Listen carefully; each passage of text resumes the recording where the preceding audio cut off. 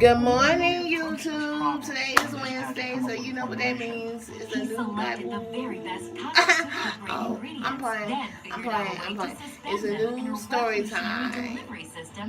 And this one's gonna be lit because I think that most of you, I think most of you probably think that I was a goody two shoe. I was the perfect kid. I was the kid that pretty much did everything that the moms told me to do. And I pretty much stayed in my books. And I pretty much, yeah. So, the title of this story is called The First Time I Snuck Out the House. And guess what? You're going to get two stories into one. The time that I snuck out the first time I snuck out the house that I can remember, and also the time that I stole something from a mall. Ooh, what? Stop it. Alright, so I'm going to go ahead and knock the mall story out real quick since it's like short. So basically I was in a after school program. I'm not going to say the name of the program because it's not in existence no more. And we was going on the trip. And you know, when you go on the trip, you got to have money to go on the trip, like literally. So, so it's like a summer day, and it's me, a couple friends of mine. We at this mall. I'm not saying the place of the mall for security reasons, and I don't want. Yeah. But let's just say the name of the mall did not have any security cameras at the time. So you could literally go in there and you could literally, it was like easy as pie. You literally can go in there and I ain't gonna say it was 100% easy, but it was easy. So anyway, my mother and my grandmother, if y'all know me personally, y'all know that my grandmother and my mom pretty much raised me. Anyway, so they gave me $50 a piece. Alright, cool. So that's $100. So you like, okay, $100, alright. You know what I'm saying? You about to be lit. You a middle schooler. What could go wrong? So you go. So I go to the mall. Go to the mall. I'm by myself, by the way. I go to the mall and I'm in this store and something clicks and something is like, yo, I want a couple things from the store, but I know I didn't have no money. So, I goes inside the store, I go grab what I need to get, I think I put it in the bag and I just literally went out the store. Like nothing happened. I go to another store, same routine. They don't have, at the time, a lot of the stores didn't have security alarms. So, yeah, so, I'm doing the same process. I put the stuff in the bags. So by the time, so now, so now, you know how it gets to the time where you're supposed to meet everybody else back at a place at a certain time? Well, they wasn't going to necessarily leave you. It was more they want people to check in. So it's about time. It's about time to go check in. And so I go check in. I got over $100 worth of stuff. Now here's the kicker. We didn't find out that. Well, the day after I found out that I was not the only one that stole from this particular mall. Because the day after, we meet up and they said, well, we got to report that some of y'all stole from the mall. And everybody's looking at each other like, who would stole something from a mall and not pay for it? And the fact, so everybody's like looking at everybody. Everybody's like, nah, not me. You know what I'm saying? I say it wasn't me. And of course, we had this thing called court.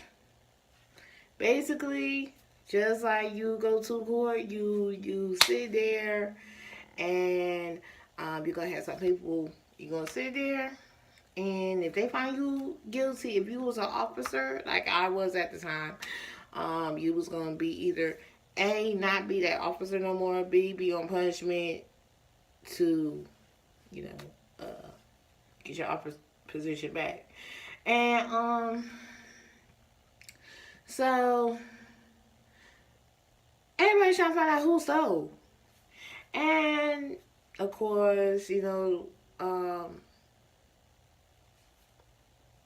was like she gave us a chance. She was like, and if you know that you stole, you know what I'm saying, you can contact me after the meeting, or you can confess now. We ain't gonna judge you. Blase, blase, blase. Now, I don't think to remember confessing at any point, because I was the assistant treasurer. Yeah, kicker, right? How you gonna be assistant? Hold up, Imani. How you gonna be assistant treasurer at a representing organization that got something to do with money, and you what? Okay, so now we get to court, and I believe we had court. I think all of us. I think we all went one at a time. But we had court, and the kicker, some way somehow, we still could have kept our positions. All we had to do was apologize, and yeah. So yeah, I know that story is like kind of short. I know you was like, what, for real? Are you kidding me? That's why I'm gonna give you two. Alright, the second story I'm about to tell you is the time that I first snuck out. So, okay, well, I'm a girl, right? Okay, I'm a girl. A girl is eventually gonna get in touch with guys. Of course, she's gonna have that rebellious state in her life where she thinks she can do what she wanna do, and she ain't gotta deal with no consequences. So, in my rebellious state, the first time that I remember snucking out was when I was 16. I was in the rebellious state because the person that raised me for 16 years had passed away. I felt like I had no support in my family. I felt like I didn't have any friends, like real, true, anyway. And of course, I got to a point where I'm started talking to boys. So of course, you start talking to boys, and okay.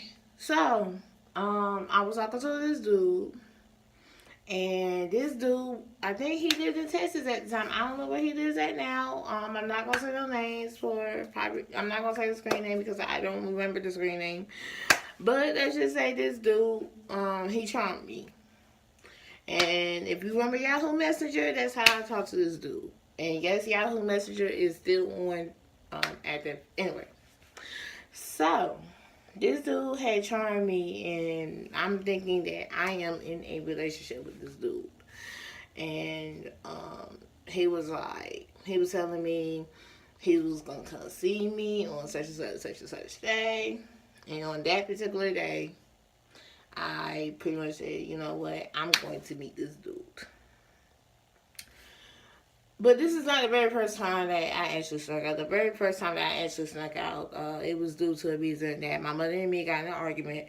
And she said some things I didn't like. Like I said, I was in my rebellion stage thinking that I know everything when I didn't know nothing. Not yet, anyway. And, yeah. So, at the apartment that we were staying at, you could literally lift up the window. And I thought, a couple times I was like, I'm not going to be able to fit in the window. But some way, somehow, I fit through the window. I went through the window, and I went down the corner. I didn't go too far because I didn't have a car. I went down the corner where it was a store. I went to the corner. I sat on them, them cable boxes that the installers have to check or whatever. But yeah, So, I'm sitting on there and I'm thinking, reflecting, I'm like, you know what, maybe I need to go home. You know, maybe this is not the life for me. Maybe I need to go home. So I said, the same way Imani, the same way you came in is the same way you're going to come out. So I went through my room window, lift the window up, right? And I'm coming through the window. And as I'm coming through the window, my mom is like, what the?